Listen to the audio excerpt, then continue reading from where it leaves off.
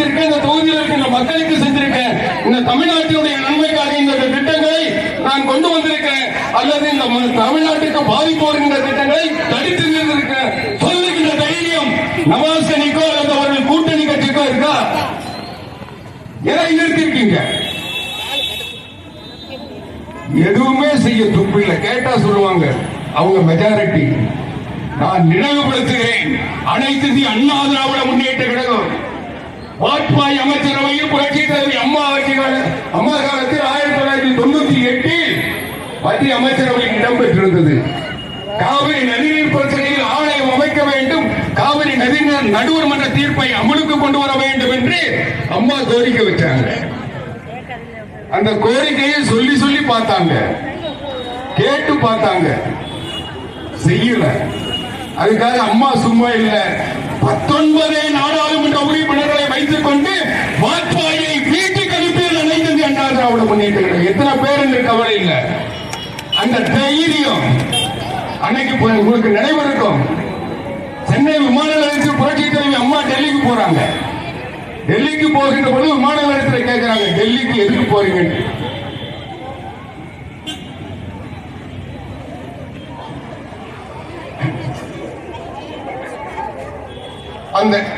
அந்த டெல்லி பட்டினத்தில் நான் வாஜ்பாய் ஆட்சியை வீழ்த்துவதற்காக போகிறேன் என்று சொன்னார். போனார், ஆட்சியை வீழ்த்தினாரா இல்லையா?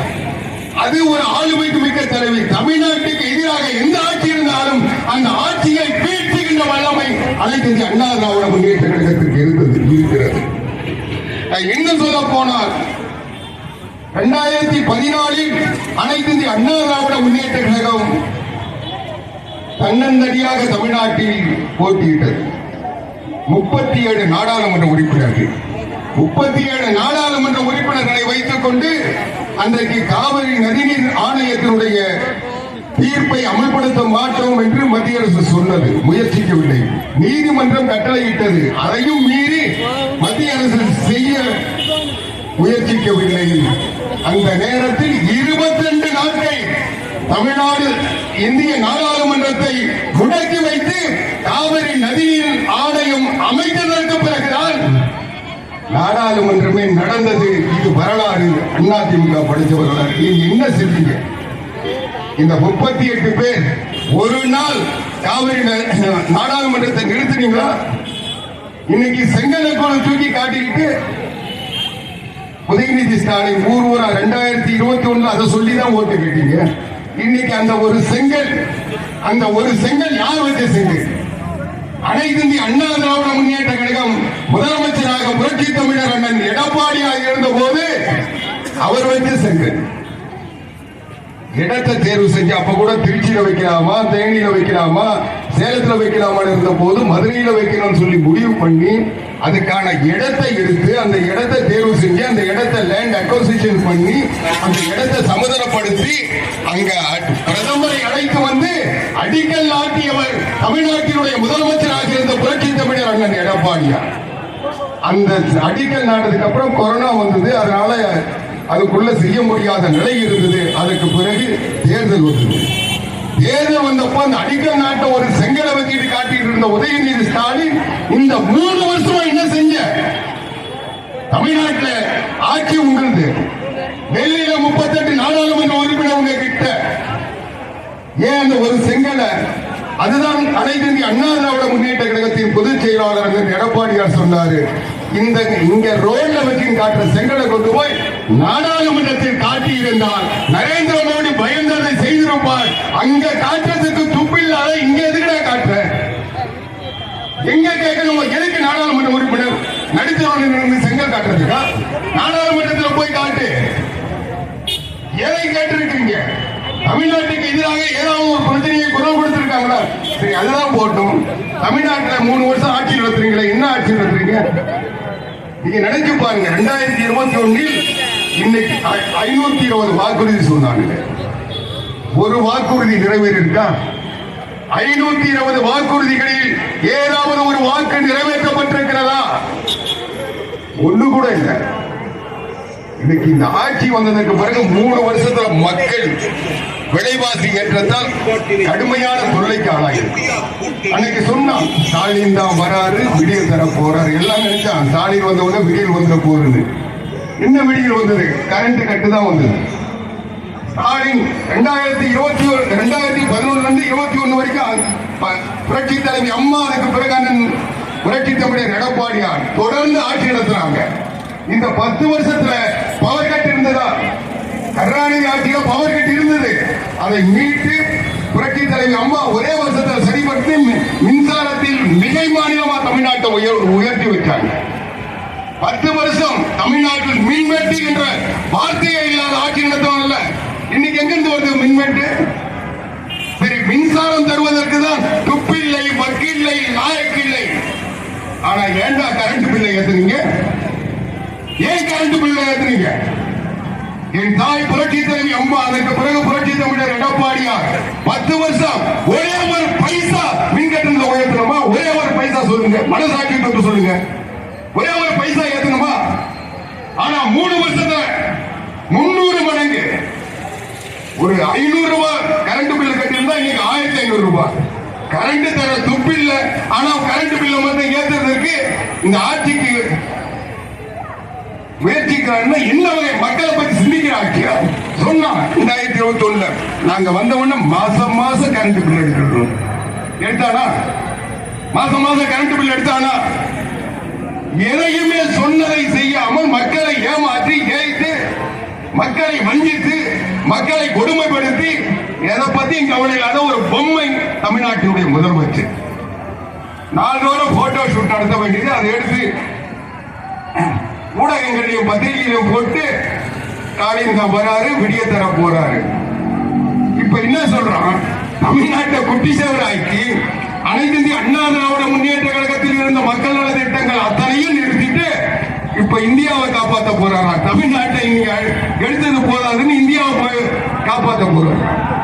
சிந்தித்து பாருங்க. இன்றைக்கு தமிழ்நாட்டில் எதை செய்திருக்கிறது? சொத்து வரி என்ன? இன்னைக்கு ஒவ்வொருத்தரும் சொத்து வரி எவ்வளவு கட்டுறோம்? 3 வருஷத்துல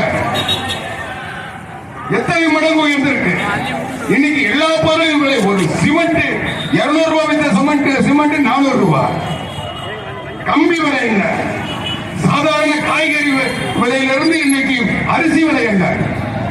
எந்த பொருளின் விலை ஸ்டாலின் ஆட்சியில் குறைக்கப்பட்டிருக்கிறது. குறைக்கிறதுக்கு துப்பில்ல, உயராமல் தடுத்திருக்கிறீர்கள். இது ஒரு ஆட்சியா? எதை வச்சு ஓட்டு கேட்கிறீங்க? சரி, இங்கதான் தமிழ்நாட்டில் தான் ஆட்சி நடத்த துப்பு இல்ல. டெல்லியில இதுவரைக்கும் என்ன சாதிச்சிருக்கீங்க கேட்டா நரேந்திர மோடி செய்யல. நரேந்திர மோடி எதையுமே செய்யல. இதை சொல்றதுக்கு ஒரு நாடாளுமன்ற உறுப்பினருக்கு நீங்க ஓட்டு போட போறீங்களா? நாளைக்கு இதே தான் திருப்பி வந்து சொல்லுவாங்க, நரேந்திர மோடி செய்யல. ஆனா அனைத்து இந்திய அண்ணா திராவிட முன்னேற்ற கழகம் யார் செய்வாங்கன்றத பத்தி எனக்கு கவலை இல்லை. ஏன்னா எந்த தேசிய கட்சியும் தமிழ்நாட்டுக்கு நன்மை செய்யாது. அது காங்கிரஸா இருந்தாலும் பாரதிய ஜனதா கட்சியா இருந்தாலும் எந்த கட்சியும் செய்யாது. ஏன்னா அவங்களுக்கு தமிழ்நாட்டில் இடம் இல்லை. அவங்களுக்கு தமிழ்நாட்டு மக்கள் ஓட்டு போடுவது இல்லை. அவங்களுக்கு யார் ஓட்டு போடுறாங்களோ அவங்களுக்கு தான் அவங்க செய்வாங்க. வடநாட்டு மக்கள் அவங்களுக்கு ஓட்டு போடுறாங்க, அவங்களுடைய நன்மைக்காக தான் அவங்க ஆட்சி நடத்துவாங்க. அப்படி ஆட்சி நடத்துகின்ற பொழுது தமிழ்நாட்டுக்கு பாதிப்பை தரும். அதனால்தான் அனைத்து இந்திய அண்ணா திராவிட முன்னேற்ற கழகம் அதனுடைய பொதுச் செயலாளர் புரட்சி தமிழர் எடப்பாடியார் சொல்றாரு, நாங்க தேசிய கட்சி எதையும் நம்பல, எந்த கட்சியோடும் கூட்டணி வைக்கிற. அப்படி கூட்டணி வைக்கிறதுனால அந்த ஆட்சி கவிழக்கூடாதுன்றதுக்காக அவங்க கொண்டு வருகின்ற சட்டங்களுக்கெல்லாம் நாங்கள் ஆதரவளிக்க வேண்டிய நிலை இருக்கிறது. அதனால் எங்களுக்கு பழி வருகிறது. இனி அந்த பாவத்தை நாங்கள் செய்ய போவதில்லை. இந்த அடுக்கு மூட்டைகளை சுமந்து கொண்டு நாங்கள் போக போவதில்லை. தன்னந்தனியாக தமிழர் உரிமை மீட்பதற்காக, தமிழ்நாட்டை காப்பதற்காக அனைத்து இந்திய அண்ணா திராவிட முன்னேற்ற கழகத்திற்கு 40 கள போராளிகள் நிறுத்தப்பட்டிருக்கிறார்கள். இந்த கூட்டணியில் 40 பேரை வெற்றி பெற வையுங்கள். டெல்லி பட்டணத்தை ஆட்சி படைக்கின்ற ஆண்மை உள்ளவர்கள், தட்டி கேட்பதற்குரிய தைரியம் உள்ளவர்கள், இணக்கமாக பணியாற்றுகின்ற பொழுது இணங்கி போய் செயல்படுவதற்கும், அவர்கள் மறுக்கின்ற பொழுது அவர்களை விரட்டி பணிய வைப்பதற்கும், தேவைப்பட்டால் ஆட்சியை மாற்றுவதற்கும் தகுதி உள்ளவர்கள் வேட்பாளர்கள் இங்கே நிறுத்தப்பட்டிருக்கிறார்கள். அப்படிப்பட்ட ஒரு களப்போராளியாக மரியாதைக்குரிய அருமை சகோதரர் ஜெயபெருமாள் அவர்கள் இங்கே நிறுத்தப்பட்டிருக்கிறார். அவருக்கு நீங்கள் அளிக்கின்ற வாக்கு தமிழ்நாட்டின் உரிமைக்கான வாக்கு. இந்தியாவில் தமிழ்நாடு தலைநிமிர வேண்டும் என்றால், தமிழ்நாட்டின் உரிமைகள் பாதுகாக்கப்பட வேண்டும் என்றால், காவிரியில் கர்நாடக அரசு தண்ணீர் தர வேண்டும் என்றால், முல்லை பெரியார் அணையில் தண்ணீர் கிடைக்க வேண்டும் என்றால், பாலாற்றில் தடுப்பணைகள் கட்டுவது தடுக்கப்பட வேண்டும் என்றால், நம்மை சுற்றி இருக்கின்ற மாநிலங்களில் நம்மை வஞ்சிக்காமல் இருக்க வேண்டும் என்றால், தமிழ்நாட்டின் உரிமையை காக்கின்ற போராளிகள் 40 பேரில் நம்முடைய ஜெயபெருமாள் அவர்கள் முன்னிலை பெற்றவராக அதிக வாக்குகளை பெற்றது ராமநாதபுரம். ஏனென்றால் சேது சீமை, சேது மன்னர் தமிழுக்காக தன்னை அர்ப்பணித்தவர். அவருடைய தமிழ் தொண்டுதான் இன்று வரை நம்மை காப்பாற்றிக் கொண்டிருக்கிறது. அப்படிப்பட்ட இந்த மண்ணிலிருந்து ஒரு மாவீரனாக அனைத்து இந்திய அண்ணா திராவிட முன்னேற்ற கழகத்தின் அடிமட்ட தொண்டராக ஒரு சாதாரண ஏழை எளிய குடும்பத்தில் பிறந்த ஜெயபெருமாள் அவர்களை வெற்றி பெற வையுங்கள். உங்களுடைய உரிமைகளை மீட்டெடுப்பார், உங்களோடு இருப்பார், உங்களுக்காக இருப்பார், உங்களுடைய தேவைகளை தெரிந்து புரிந்து பணியாற்றுவார். அவருக்கு வாய்ப்பளித்து வருகின்ற தேர்தலில் ராமநாதபுரத்தில் அதிகமான வாக்குகள் வித்தியாசத்தில் அவர் வென்றார் என்ற செய்தியை நாட்டுக்கு தாருங்கள். அவர் வெற்றி பெறுவதன் வழியாக தமிழ்நாடு தலைநிமிரும். அப்படிப்பட்ட ஒரு சிறப்பை இந்த பகுதி ஏற்படுத்தி தர வேண்டும் என்ற வேண்டுகோளை இந்த நேரத்தில் வைத்து, நீங்கள் நிச்சயமாக இதை செய்கின்ற பொழுது 40 பேர் வருகின்ற தேர்தலில் வெற்றி பெற்றார்கள் என்றால் அடுத்த 6 மாசத்தில் மு.க. ஸ்டாலின் ஆட்சி தூக்கி வீசுவோம். அதை பற்றி கவலையே இல்லை. 6 மாசத்துல திமுக ஆட்சி இருக்காது. இந்த 40 இடத்தை வெற்றி பெற்று தாருங்கள். அண்ணன் எடப்பாடியார் அதற்கு தயாராக இருக்கிறார். அவர் எப்படி செய்வார், எப்ப செய்வார் என்றதெல்லாம் நீங்க பாருங்க.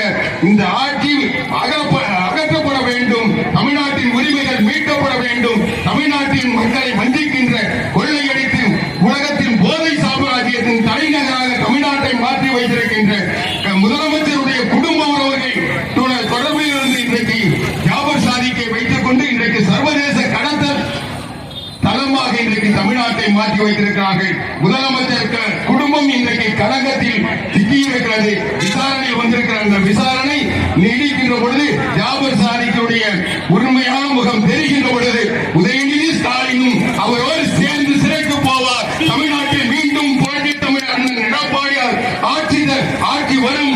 அதை உருவாக்குகின்ற வல்லமை வருகின்ற 19ஆம் தேதி நாம் அளிக்கின்ற வாக்கு இரட்டை இலை சின்னத்தில் வாக்களித்து வெற்றி பெற வையுங்கள். தமிழ்நாட்டுக்கு விடிவு வரும். இந்தியாவில் தமிழ்நாடு மீண்டும் தலைநிமிர்ந்து இருக்கும் என்பதை சொல்லி வாய்ப்பை வழங்கி அனைவருக்கும் நன்றி சொல்லி விடைபெறுகின்றேன். நன்றி, வணக்கம்.